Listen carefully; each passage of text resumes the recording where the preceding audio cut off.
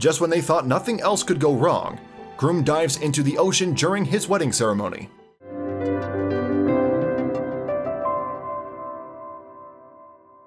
It was Zach and Cindy Edwards' decision to have their wedding at the beach, and they just knew the ceremony would be completely unforgettable, but they never could have realized how much their nuptials would mean to someone else, a complete stranger on the verge of death.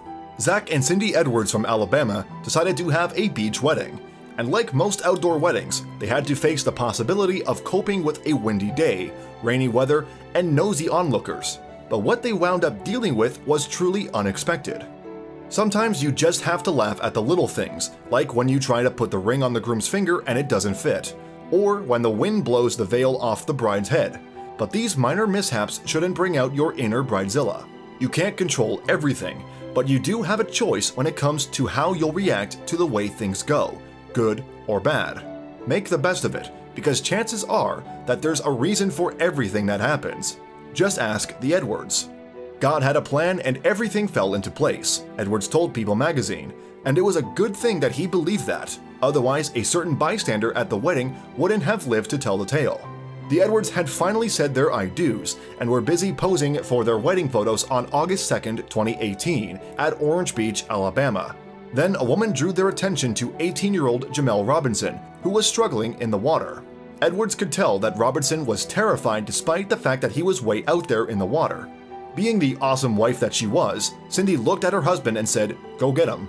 And that's how her groom saved a man's life. Edwards was a muscular marine science technician working for the Coast Guard, so he took off his shirt and dove right into the water. But that's when he came across two other teenagers who were trying to be heroes. "I didn't want it to turn into a multiple-person rescue," Edwards told People, but he did borrow one of the teenagers' boogie boards and then told them to head to shore. By the time Edwards reached Robinson, the boy was shouting, "I can't breathe, I can't breathe." Desperation was kicking in, which could really complicate the situation. Edwards grabbed Robinson by the wrist and helped him get on the boogie board.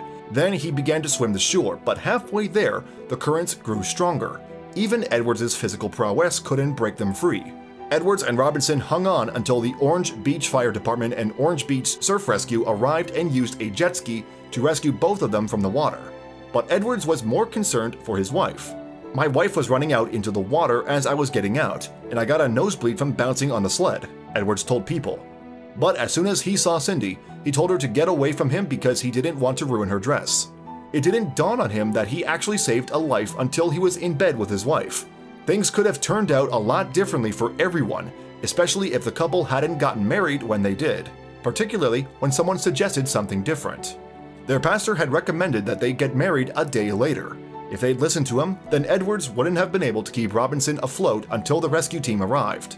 Despite the strong currents, Edwards didn't let go, and he doesn't regret that one bit. "I wasn't going to let him drown on my wedding day in front of my wife and kids while I'm able to do something." But he also had to look after someone else. Aside from saving Robinson, Edwards was determined to stay alive for his 6 children, 3 of which he had with Cindy. Making it back to his family was a top priority, and he was grateful for the way things turned out. Meanwhile, Robinson had managed to recover and was back home, safe and sound. And in a video message sent from Good Morning America, Robinson thanked Edwards for his bravery. Edwards talked about the weeks that followed since his wedding, and the heroic rescue. He says that he's been surrounded by love, and he feels lucky that everything went well, and that everyone was able to make it out alive that day. This man's selfless act saved someone's life that day, so you can imagine how proud their kids must be of him.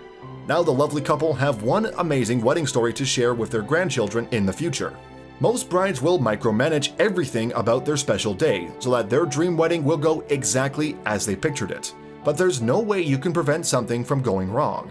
You might not be able to control everything, but you should still plan everything to the letter so that you can have a decent wedding. Remember, the tiniest details can make or break your wedding. Say thank you to vendors, wedding planners, and most importantly, your friends, family, and of course, your significant other. This will make everyone around you glad that they're at the wedding. You may not have a lifetime to plan the perfect wedding, but you should take as much time as possible to secure your hair and makeup session, the bridal shower, and the engagement photos. But pay special attention to your family. Family members are ticking time bombs, so defuse any problems before they detonate. Don't put your sister next to the cousin who stole her boyfriend in high school, keep your divorced parents apart, but make sure everyone feels included, because being positive is key. Still, there's no way to be prepared for the unexpected. The wrong attitude can derail a wedding, especially when the unforeseen happens.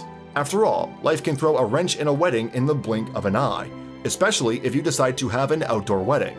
Then it's practically impossible to control an animal crashing your wedding, or worse, someone having an accident.